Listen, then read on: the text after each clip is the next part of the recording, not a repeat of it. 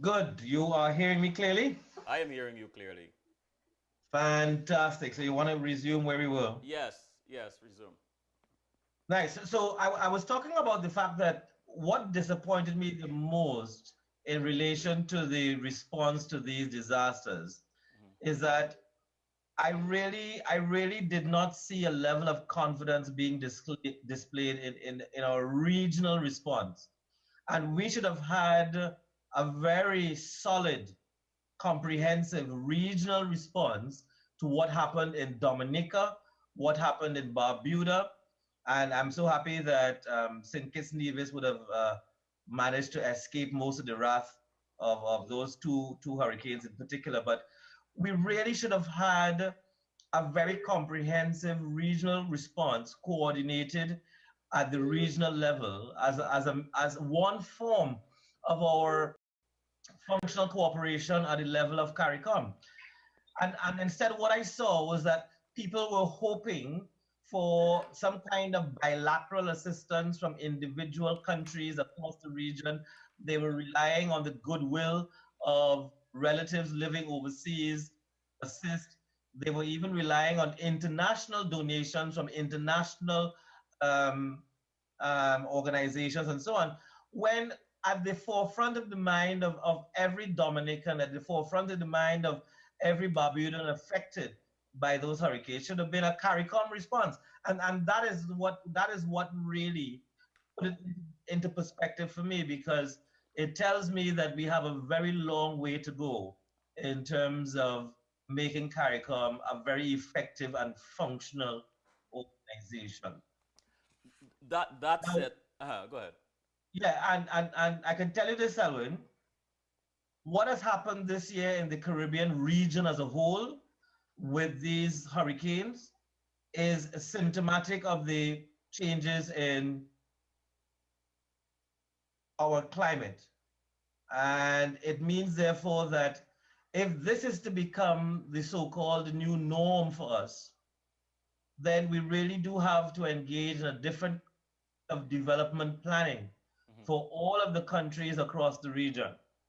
Thankfully, countries like Guyana, to a lesser extent Trinidad and Tobago, and Suriname are too far south so far to be affected by these hurricanes. But it's not to say that Trinidad and Tobago and Guyana are immune from natural disasters. Mhm. Guyana has to face the prospect of flooding along the coastline as with regard to rising sea levels. And Trinidad and Tobago also has to face the issue of being earthquake prone in certain parts of Trinidad. But again, rising sea levels is going to affect us all, no matter how we look at it. But we are now in an era where we really do have to consider an entirely new approach to development planning. CARICOM has to become a lot more functional in terms of its ability to coordinate responses and to coordinate strategies across the CARICOM region. And we really do have, this is our pivotal point, I would say. This is our pivotal point because we are now faced with the devastation of Dominica, one of the key members of CARICOM. Mhm. We are faced with the devastation of Barbuda, an important component of the Antigua Barbuda archipelago. And who knows what we will face going forward. I mean, the hurricane season this year isn't over as yet. Who knows what we will face next year? And these are the realities that we must confront and really do build a better platform to a more sustainable future.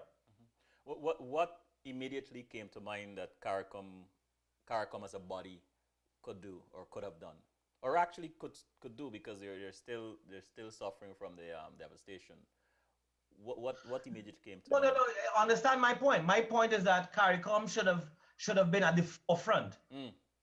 They should have been at the forefront, leading a regional response with security personnel, with engineering personnel, that kind of coordinated response. And they have not done a good, and I am sure that entities like Sedera and so on, those entities exist on paper, they have an office, but as far as their ability to mobilize resources and join forces and ensure that there is some kind of substantive response to disasters such as this, that has not been at the forefront. And if in fact they were cognizant of the need to win hearts and minds and to demonstrate the importance of a regional entity like CARICOM and all of its regional organs, then they should have been at the forefront of the response. They should have been at the forefront, speaking to the media, letting the people of the CARICOM region understand that the worth of this entity is such that they can rely on it. They have a level of confidence that this entity can meet immediate needs. Hmm. The question that comes to mind, and some folks have asked me, is what kind of hope are there for these countries that have suffered the devastation? Is there hope? I can't say that there isn't hope for these countries. These countries can rebuild. It will take time. Remember what happened in Grenada. Hmm. Remember, you remember what happened in Jamaica 30 years ago. Gilbert, Yes. yeah. Countries can rebuild. But my important point is all of the is that we have to demonstrate that for all of these decades where we would have had these regional entities established, funded by taxpayers' money, that these regional entities are substantive in nature and that they can respond in a real sense. They have a real impact on the lives of the average taxpayer in the CARICOM territories. That's my point.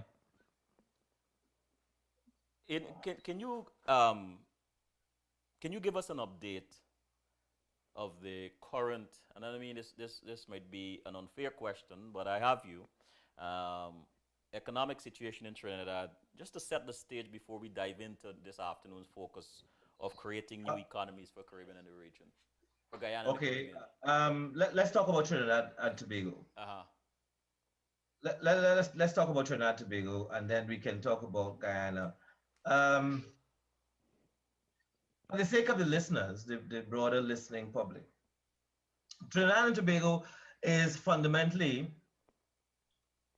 a natural resource rich, small, open economy. Trinidad and Tobago has relied heavily on its successes in developing an oil and gas industry and other downstream activity like methanol production, ammonia production, urea production, most of which is destined for overseas markets. So over the years, Trinidad and Tobago has benefited from rapid increases in output levels in crude oil and natural gas, and it has benefited from the sometime-ish increases in prices of these various commodities: oil, natural gas, ammonia, urea, methanol, and some other smaller downstream outputs. So what has happened to Trinidad and Tobago is that this country over the years has grown increasingly wealthier on the back of these commodity exports. During that time, the country has more or less ignored, I'm not going to mince words, I think Trinidad and Tobago has ignored other sectors of the economy, agriculture. It has at times paid some attention to manufacturing, but it has largely ignored important sectors like agriculture, manufacturing, tourism, arts, culture, entertainment, sport, all of those elements of the economy that can be major contributors not only to employment, but major contributors to the earning of foreign exchange. And as you know, these small countries are heavily dependent on earning foreign exchange because fundamentally they import everything. So you have to earn foreign exchange in order to maintain your standard of living. Trinidad and Tobago traditionally has had this one sector, the energy sector and its associated industries, that would have earned it the bulk of its foreign exchange, that would have substantially provided almost half of government's fiscal revenue. And unfortunately, that very sector would have been a very small employer of people, somewhere between 4 and 5% of the labor force. So when it comes to employment, people have relied heavily on state employment, employment by the government, and other forms of employment generated by the other smaller sectors, manufacturing, agriculture, to some extent, tourism, etc. What has happened in recent years in Trinidad and Tobago is that the global energy sector has evolved so rapidly, generating new important players in the sector. And of course, the technology has facilitated the emergence of a shale oil and shale gas new sector across North America. Now, this shale oil and shale gas emergence has basically upended the dynamics of the global energy sector, and it has reduced the influence, the market influence of OPEC. As a result of which now OPEC is unable to really control the price of oil and natural gas on the global market, which means that for the most part, what has happened is that oil and natural gas prices have fallen precipitously since around 2014, Mm-hmm. not anticipated, not only unanticipated, those prices were expected to fall nevertheless, but it fell precipitously. And what has affected Trinidad and Tobago even more is that our output in the oil sector has also fallen precipitously. And our natural gas fields that produce the bulk of the natural gas for the downstream activity and for LNG exports and so on, those fields have matured. There has not been sufficient new investment in exploration and production over the past 5 years. And that has left the country exposed to not only weaker energy prices, but also weaker levels of output. The bottom line of all of this is for Trinidad and Tobago right now is that there's a foreign exchange shortage in the country because the main earners of foreign exchange are no longer generating that level of export, and therefore the inflow of foreign exchange has been severely affected. So that's one aspect of it. The other aspect of this particular situation is that the government's tax revenue has also declined considerably, which means that over the past 9 years, the government of Trinidad and Tobago has found itself having to borrow money in order to continue its existing levels of expenditure. Now, let me go further. This is an economy where there are lots of subsidies across the entire goods and services markets, the labor markets, and even the capital market. Let me explain what I mean by that. The cost of living in Trinidad and Tobago is heavily subsidized because, one, our energy costs are lower than everyone else within CARICOM. So the electricity costs in Trinidad and Tobago are heavily subsidized. We don't pay the true cost of electricity. We don't pay the true cost of water. Water is heavily subsidized. We have free primary and secondary education across the board. And up until a few months ago, we also had free tertiary education up to the first degree level. So we have fuel subsidies in place. We don't pay the true price of the true economic price of diesel. We still don't pay the true economic price of the lower octane rated super gasoline. And we have a range of built-in subsidies. So even our air transport between Trinidad and Tobago, that's a subsidized price. The sea transport between Trinidad and Tobago, that's another subsidized price. So when it comes to transportation, when it comes to other services, those are all subsidized. And so our cost of living is enhanced by the fact that the government can spend considerably to subsidize all of these goods and services that we consume as a population. So here's where we are. We are in a situation where we now must look to broaden our export base, find new sources of foreign exchange.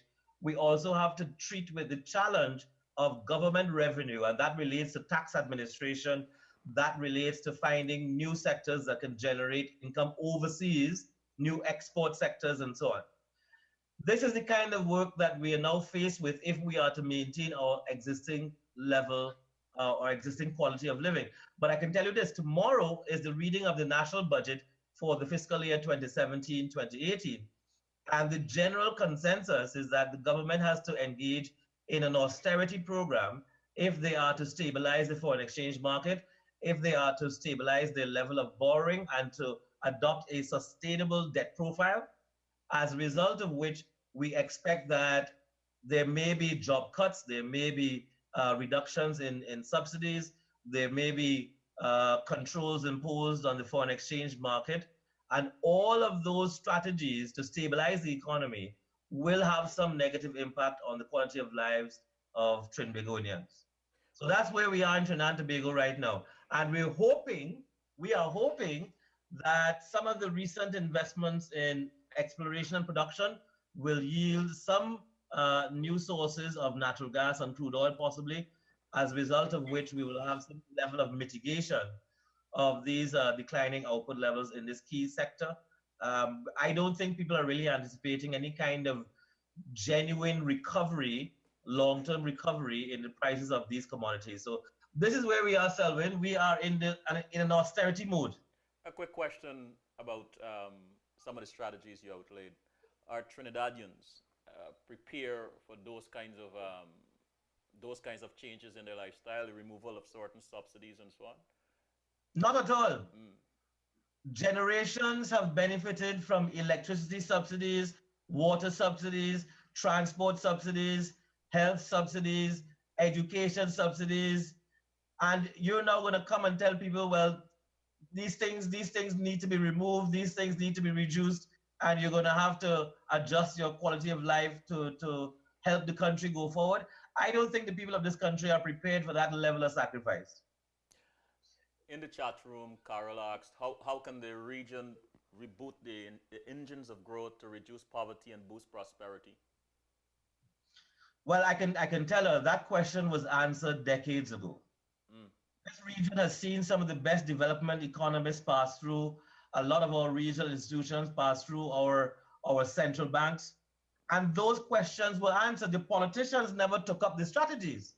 But we have known for a long time now that for all of CARICOM, there was one important thing that we had to do. We had to stop exporting commodities like sugar, rice, bauxite, oil, natural gas, ammonia, urea, and sun, sand, and sea tourism.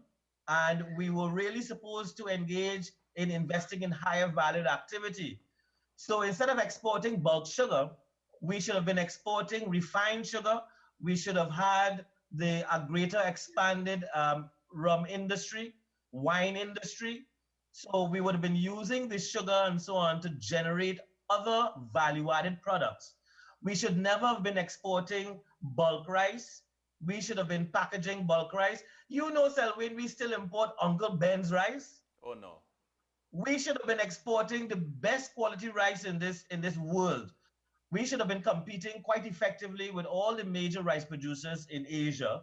And we should have been competing not on cost, but on quality, on taste, on variety, and so on. We should not be exporting peppers. We should be exporting pepper sauce. We import Tabasco pepper sauce. Can you imagine? And in this region, we have some of the best pepper varieties that the world has ever seen. In fact, a lot of the universities have conducted research, especially in North America, have conducted research on the genetic material of our peppers, etc. So we have had in hand the opportunity to engage in higher value-added exports. We should not have relied Barbados and Bahamas and some of the other smaller OECS countries ought not have relied for so long on sun, sand, and sea tourism.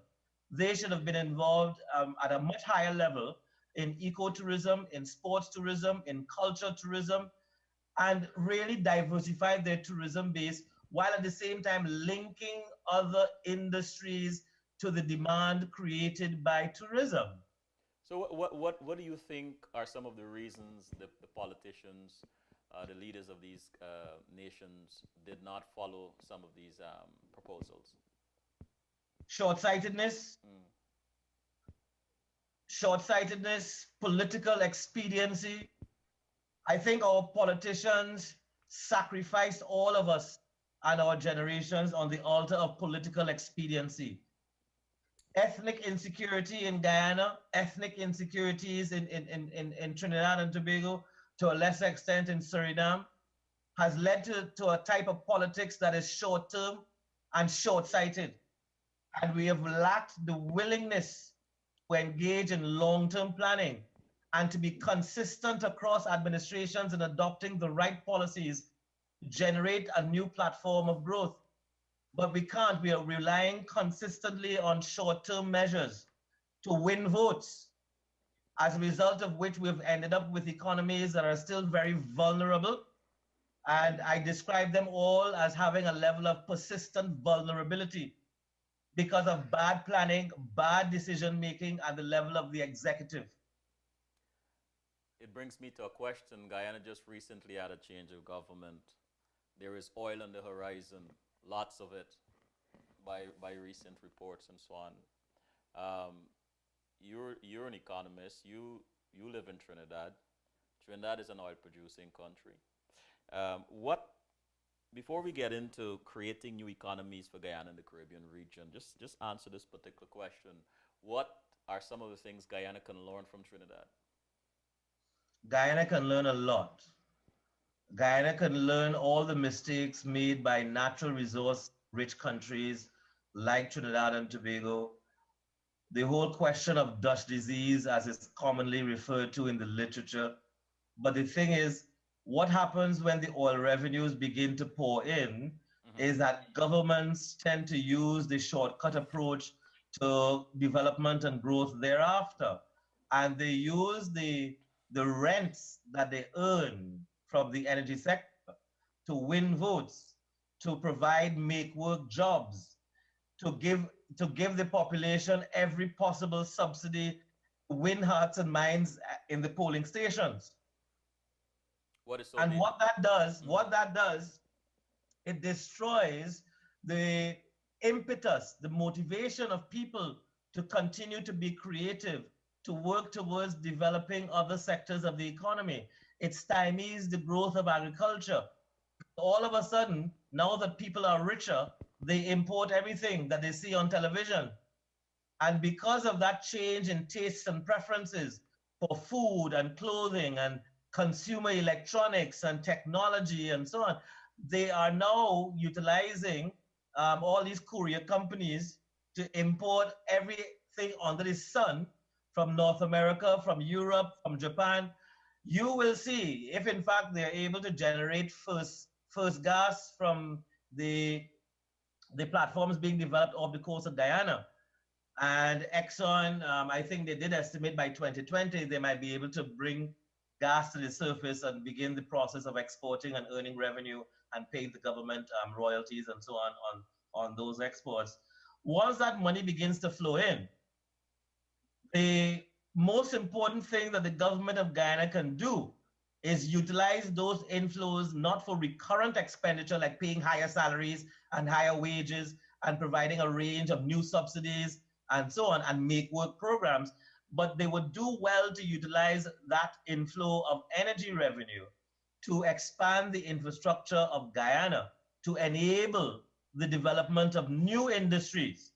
So whether it's ports, whether it's roads, whether it's a more developed utility sector, greater, um, a more reliable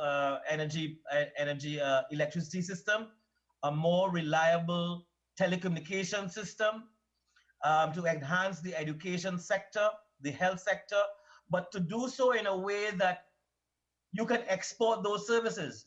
Because if you spend your monies correctly on building out that social and economic infrastructure, that very economic and social infrastructure can provide you with the opportunity to earn revenue from overseas users.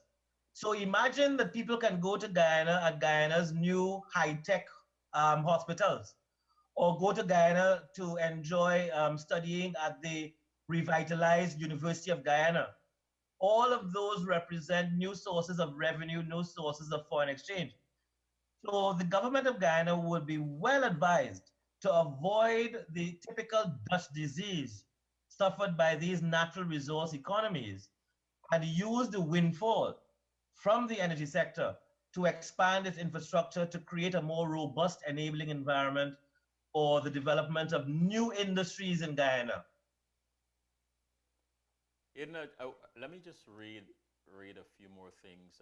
Noel Said, never thought I'd hear about Trinidad borrowing money. And what do all these subsidies mean for Trinidad? I think you might have answered that before, but you want to take a jab at that?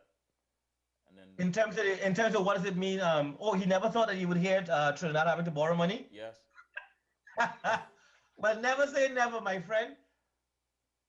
Never say never. And I can tell you this: Trinidad and Tobago may have to continue to borrow money into the foreseeable future to maintain its existing standard of living.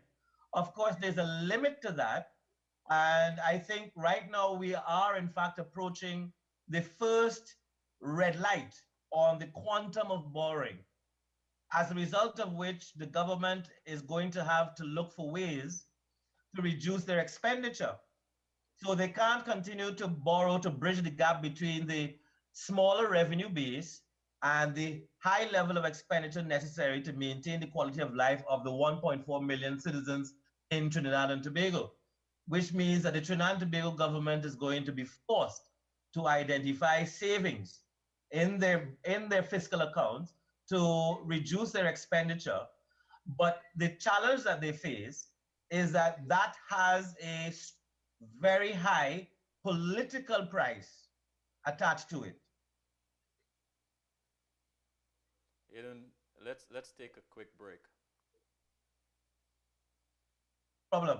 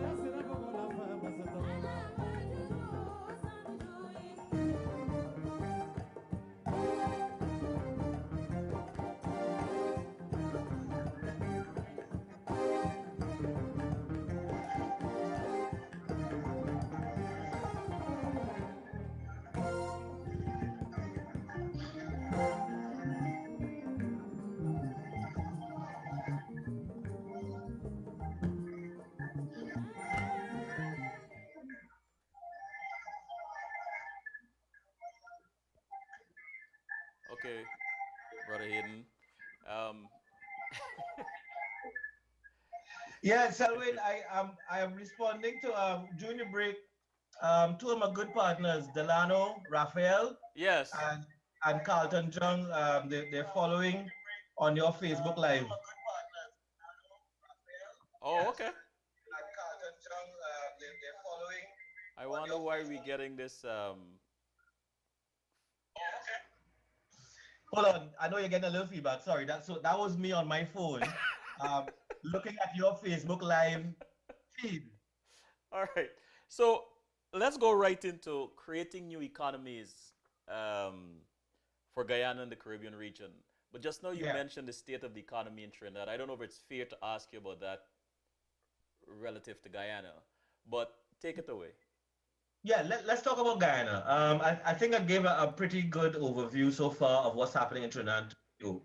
I haven't really spoken about the way forward for Trinidad and Tobago, but let's talk about Guyana because I think for far too long, for far too long, we have talked about the economic potential Hmm. of Guyana. And for far too long, Guyana has not been able to attract the required capital to build out its infrastructure, to release that economic potential. I think we have reached a stage now where, because of the expected inflows from the energy sector in Guyana, it is the one thing that the Guyana government has to focus on, which is creating that enabling environment that will catapult Guyana's non-energy sector into export-oriented industry. So whether we are talking about turning Yesu Pasal and DDL into a global entity, or Banks DIH into a global entity, that's the kind of thinking that has to be engaged. Guyana cannot continue with the process of just simply exporting commodities. Must move further downstream. Guyana must look for new markets overseas. It must be processing and building value into its exports so that it is not competing on the basis of price. Mm-hmm. It is not competing on the basis of price for some cheap commodity, some bulk commodity. It is competing on the basis that they are selling something that's unique, highly differentiated, and well sought after. Even if you just focus on the diaspora markets Mm-hmm. in New York, in Miami, in Toronto, Canada, in London, and in other parts of the world, that those markets represent key opportunities for Guyanese industry to build itself into world-class industry. So that should be the vision that Guyana needs to adopt. Now, how is it going to create the enabling environment? Well, a key component of that has to be the use of the energy revenues, not just to create make work jobs and to provide new subsidies and to give public servants an increase in wages and to make everything under the sun free for Guyanese hoping to win votes on that basis. It can't be about that. It has to be more about creating that infrastructure, creating that enabling environment to allow Guyanese entrepreneurs, Guyanese industry to catapult itself into world-class entities. We can't be making the same mistake over and over again. And because if Guyana does not go that route, then it is going to end up in the same position as Trinidad and Tobago because the global environment, as far as energy is concerned, is changing so rapidly. Mm-hmm. So we may even get to the point where crude oil and natural gas become obsolete. It's one thing to say, well, it's all well and good. It's great that Guyana has discovered oil. It is great that Suriname is expanding its energy, its oil and gas output, and so on. But what happens in this green-oriented global space where people are really concerned about climate change and the impact of utilizing these hydrocarbons, the impact on the climate, the greenhouse gas effect, etc., etc. I mean, there are lots of climate change deniers out there, but the fundamental issue is you cannot deny that our weather patterns have become more extreme, and you cannot deny the correlation between our use of hydrocarbons and the change in the climate. So, the fundamental thing is what happens when the world moves towards a greater use of electric cars? What happens when the world moves towards a greater use of solar powered ships or solar powered aircraft, solar powered homes? Because ultimately, the use of hydrocarbons might very well be demonstrating a long term and permanent declining trend, Mm-hmm. which means that we have to rely increasingly on renewables. And that to me seems to be because once China and India continue their investment in the use of renewables, those two populous countries will ultimately affect the entire market for hydrocarbons like oil and gas and all of the downstream products.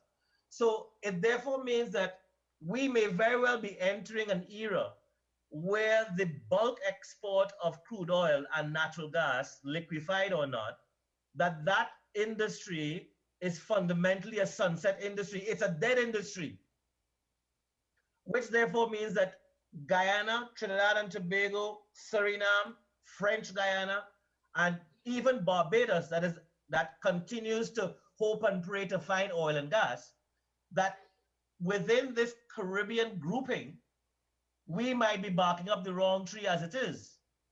And we should be looking for new industries beyond oil and gas, beyond these commodity exports, that can provide us with a more sustainable lifestyle going forward. And we absolutely need to reinvent, especially in Guyana. The sugar industry has to be reinvented. The rice industry has to be reinvented. The bauxite industry has to be reinvented. And the technology exists out there. What Guyana lacks in many instances is the capital to make that happen. But as long as the government is willing to embrace that vision of developing 21st century type industry based on what you already have in the ground, then you are in a better position to create a sustainable economy. Guyana's forestry, Guyana's fisheries, Guyana should not be exporting bulk shrimp and bulk fish. Guyana should be exporting refined fishery products that are sold in high-end restaurants. We should not be Guyana should not be importing steak and beef steak and fish steak and pork steak and so on. Those things should be produced right there in Guyana. Guyana has the ability to grow any type of fruit. And therefore, one of the industries that should emerge naturally in Guyana is a beverage industry, a non-alcoholic beverage industry, as well as a wine industry based on the fruit available, the range, the variety, the quantum, because Guyana has the space. It has the arable land, it has the space. All it needs is the supporting infrastructure, the water supply, the electricity supply, the telecommunications, the airports. Well, they do have a lot of airports in Guyana, it's just that the government doesn't know where they are. No comments. But we do need that kind of supporting infrastructure that will allow countries like Guyana to utilize its existing resources to develop and export higher value added products. And let me don't stop there. You have higher value added services that Guyana can also export. And one of the and I see some private sector organizations, entities have taken advantage of ecotourism, and they're building the occasional eco resort here and there. But can you imagine if Guyana had the ground transport infrastructure in place, the river and sea transport infrastructure in place, the extent to which the hinterland could be opened up to ecotourism? Can you imagine the extent to which Guyana can attract bird watching, National Geographic trips, and so on? The extent to which Guyana can attract the people who are coming to see large scale agriculture fit into ecotourism. The savannas that Guyana possesses. I mean, those are fantastic places to develop new types of resorts. All of those savannas down there by the border with Brazil, and the hinterlands that exist, the forestry that exists. Guyana should have one of the most developed furniture industries, high-end furniture, Purple Heart and Green Heart, indestructible hardwood that can be used to make indestructible furniture. But Hayden, some people might argue that all these industries are all well and good, great ideas, but Guyana also suffer from a labor pool. How do we Selwyn, address that? Selwyn, let me tell you something. If you create the industries and there's a demand for workers and skilled workers and unskilled workers, people will find their way to Guyana. Mm. There is no need to worry about the availability of labor. This is my point about the CARICOM arrangement. We are supposed to have freedom of movement under the CARICOM arrangement, under CSME. And on the basis of that freedom of movement, those territories that have the rapid evolution of industry and so on should attract labor from those territories that are going through issues like what Trinidad and Tobago is going through now. And that is where the benefit of CARICOM needs to emerge in this whole discussion, that really and truly, by operating on a more integrated basis, not only in terms of our markets and the flow of goods and services, but also in terms of the flow of people. the flow of capital. These are supposed to be the key functional benefits of a well-designed regional organization like CARICOM. And that's the point that has to be made. What do you believe are some of the challenges of flow of flow of people around the Caribbean? I told you one already, ethnic insecurity. Ah, yeah. That in some of our territories, there is still this concern that if this particular ethnic group comes to this particular country, it's going to affect the balance of political power and that kind of foolishness. You know, you mentioned tourism as one of the proposed industry for Guyana. Guyana developing um, a, a strong and viable tourist industry. But then, I'm sorry to be sounding like a pessimist here, but these are conversations that I am privy to. You know, there are many who talk about the crime in these various Caribbean countries. Now we have something added to that, to the problem, the devastation in some of the islands and so on. But let's take Guyana, right? So doesn't crime negatively impact any tourist industry? I would say yes, that is undeniable. But let me say this also. Mm. Selwyn, if our young people can be gainfully employed, and when I say gainfully employed, I don't mean employed in minimum wage industry in fast food outlets and so on. I mean gainfully employed as skilled technicians, engineers, accountants, economists, all working to develop industry and being paid substantially. If you create that kind of environment, it is only young people on the fringes of society who will want to engage in criminal activity. But here's the problem. If criminal activity is more attractive than what they have to be offered in the formal economy, a lot of our young people will take the option of criminal activity, especially if they know that the detection rate and prosecution rates in the particular jurisdiction is low. So if detection is poor, mostly because the police and they might be involved in the same kind of criminal activity. The police service might be under resourced. The police service might be working in tandem with politicians. And all of these circumstances emerge because people don't have a sense of confidence in the future.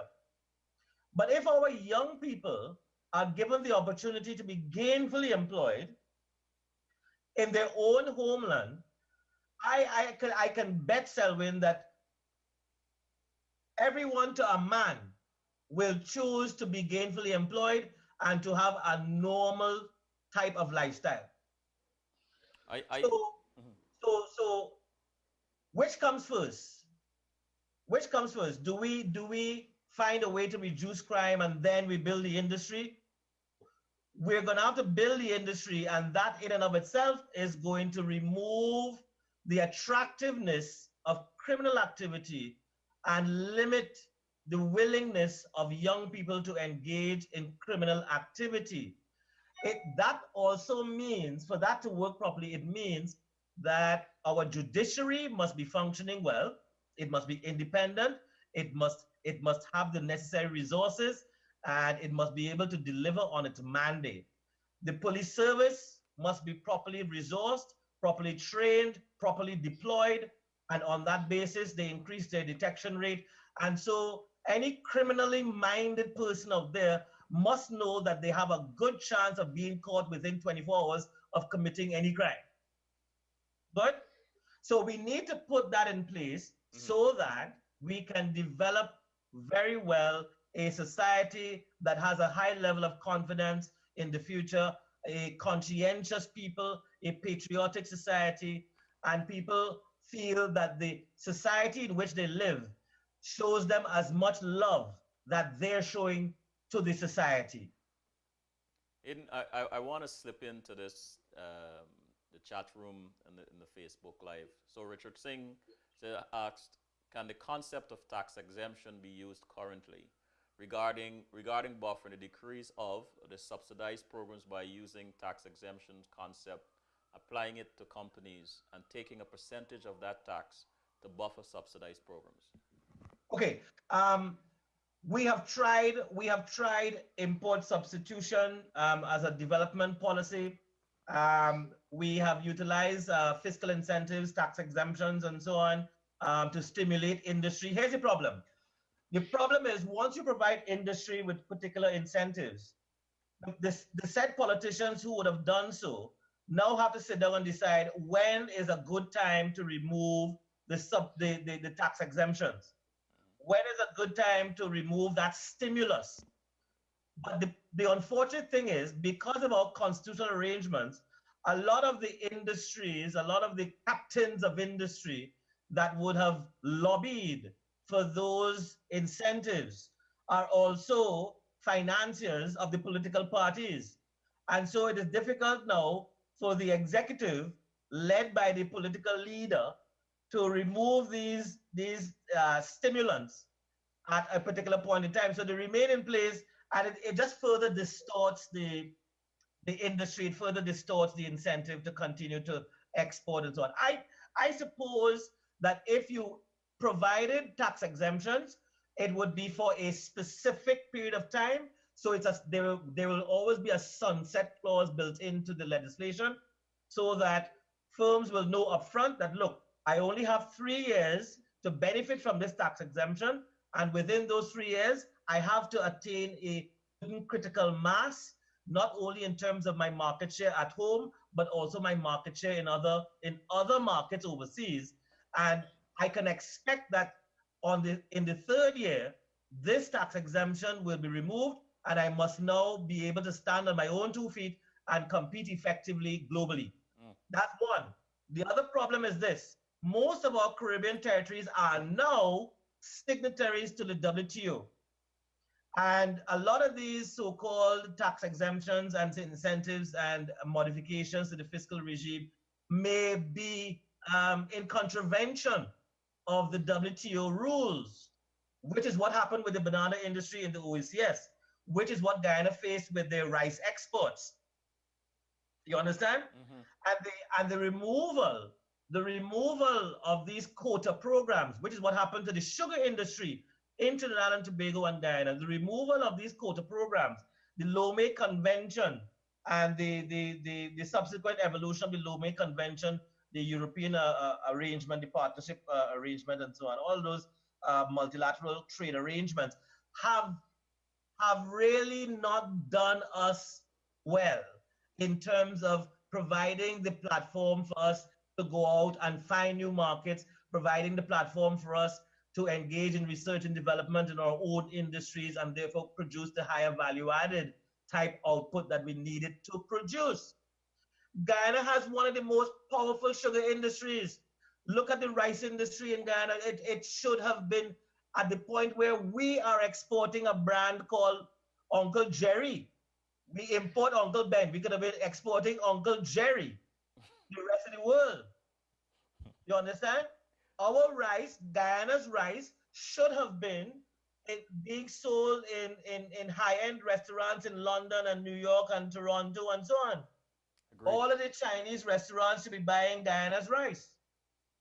You know, someone had asked me to ask you, what are your thoughts on countries strengthening regional economic integration to become more competitive globally? I think that has to happen more at a commercial level, where Guyanese companies and Trinbagonian companies and Bajan companies merge, form alliances, and develop a stronger presence, not only in the regional marketplace, but also by virtue of attaining the synergy of integration, they can then be a lot more competitive globally. Mm-hmm. But again, Selwyn, there is a level of parochialism, xenophobia. I don't like the word xenophobia, but certainly parochialism. You see it in the West Indies team selection. Parochialism that still exists across this Caribbean that somehow prevents our captains of industry from coming together, working together, forming strategic alliances, and taking on the world together. We are still stuck in the every man for himself mode. And I mean that definitely affects us. Has had a negative impact on us over the for the past over the years. Um, Yeah. what would you say is your outlook on for 20 on Guyana for 2018? Um, for 2018, I think Guyana is still going to have to work harder at generating greater efficiency in terms of government functions. They're going to have to work harder at generating more effectiveness at the level of the executive, at the level of the judiciary, at the level of parliament. And let me explain the difference between the two. Guyana needs to be able to do more with less. That's the efficiency part. But it also has to be more effective. In other words, it has to do more, but it has to do more of the right things Mm-hmm. in order to build the platform, to create that environment, stimulate a more developed export base. So Gaisuko has to do more in terms of diversifying its product line. It has to go further downstream with what it's producing. The rice industry has to similarly do a lot more in terms of processing, packaging, and marketing of the final product. There has to be there has to be some level of research and development in terms of not just producing greater varieties in the across the agricultural sector. More resilient varieties, of course, would be important, but there has to be more research and development done in terms of the marketing of the product, in terms of sourcing new markets, in terms of developing new product added value to be exported to other countries. There has to be a greater understanding of, well, can Gaisuko get a contract to sell sucrose to Coca-Cola? Can Gaisuko develop a product that can be sold to Coca-Cola or to Pepsi as a sweetener? Can Gaisuko develop a product that can be sold as sweeteners to the hotels across the world, to Starbucks? Can they form a partnership with Starbucks to use brown sugar from Guyana, one of the best brown sugars in the world, healthy brown sugar and so on? Can that be done? That's the kind of visioning that has to happen. But for 2018, the government of Guyana has to be more efficient and they have to be more effective. They cannot make the mistake of sitting back and hoping to collect the oil money while they're not doing anything in preparation for the further diversification of the economy into new markets and new products. They cannot make that mistake. If they do, they are going to be doing the country a great injustice. And the geopolitical risks impacting the sustainability of these economies. Yes, it does, because political risk is going to impact on the decision making by the political directorate. Mm-hmm. But I'm telling you, most of the countries in CARICOM, many countries in CARICOM would have gained independence in the 60s. Guyana gained their independence in 1966. Trinidad and Tobago was 1962. And I can tell you we are at a pivotal point. We are at a point where our politicians have to accept the fact that they may have to make decisions that are politically unpopular, decisions that are critical to the sustainability of these economies. And if you have to sacrifice your political career such that you can ensure that your country is better positioned for the future, then now is the time for that level of sacrifice. Hmm. Last question, Aiden. If you had the choice, would you remain in the Caribbean? Yes, I'm staying. I'm not leaving. I have nowhere to go, Selwyn. I'm not leaving. I'm not leaving. I prefer to catch my royal in the Caribbean than to go somewhere else and catch my royal there. I got.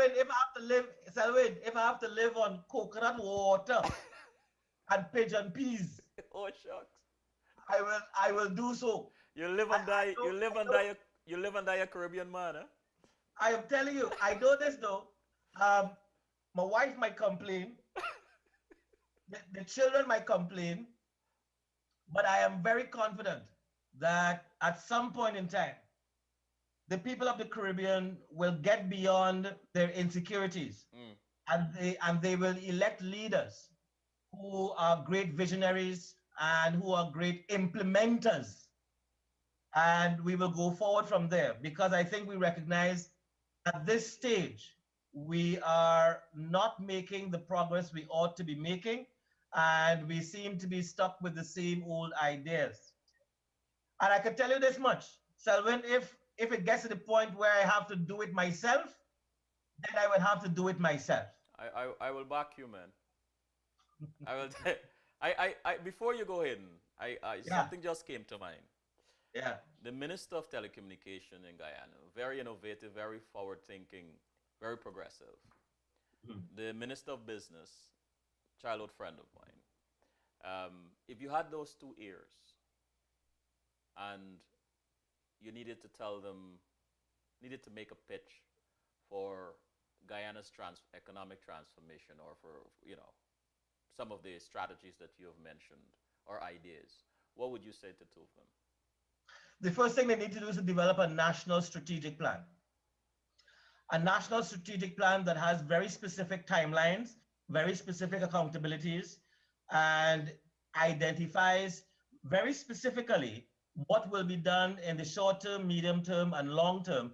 And they have to be held accountable for the execution of that national strategic plan. That is the first thing. They need a roadmap.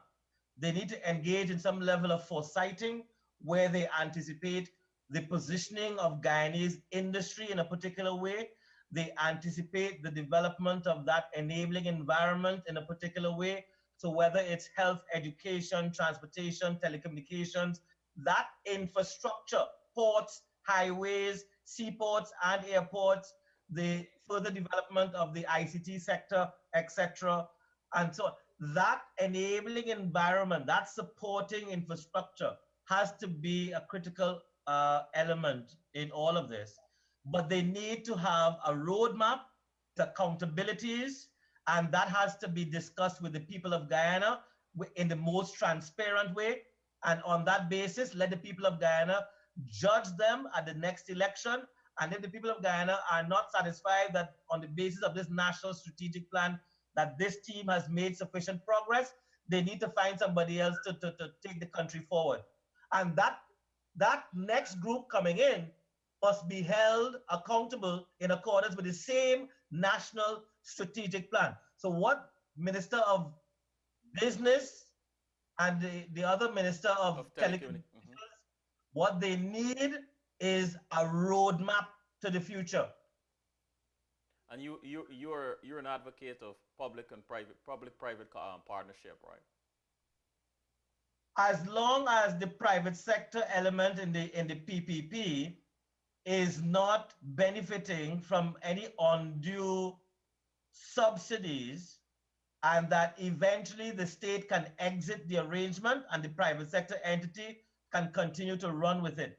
But what I have found is that these long-standing PPP arrangements is just a way of fleecing the taxpayer. Well, I have to say this: the PPP is no longer in government right now. They're the opposition, right? in all fear, in all fairness, there. Well, Selwyn, I want you to remember they are the opposition only by a small margin, Yeah, I know, I know. only by a small margin. So don't let that escape you at all. And I'm hoping that all this parochialism and short-sightedness, and where's the other thing you mentioned, Xenophobia. xenophobia. We can exorcise ourselves of this throughout the region, Guyana, throughout the region, so that Yeah, we can bring the best minds to the table, and come up with strategic, effective strategic plans that can help to transform this region. We yeah, all we all can't do the same things. Everybody has to play their part. I'm doing my part. As I said at the beginning of the show, you've replaced a segment or one of the series of Guyanese youth that I'm doing a 5-part series on a Sunday afternoon, just so to show the world, especially the diaspora, what Guyana has among young people. There are tremendous amount of talents and skills and entrepreneurship among these young people. And Mhm. so I'm using this platform to give them some visibility. I think I think it is important. I think it is necessary because we can't survive without young people. Any thoughts on that before we close off? Um, Shalvin, you're right. Our young people have to be the ones who believe. They have to have confidence in what we're saying now. Mm-hmm. So they have to believe that what we're saying can actually materialize. Then they become invested in that particular vision. And on that basis, they build a level of confidence in the ability of their society to provide them with some of the best opportunities for personal growth and development while they contribute to the continuing growth of their own society. Thank you. We have to give them a believable story and we have to be accountable to them. That's a good note to end on this afternoon, Hayden. Once again, thank you very much.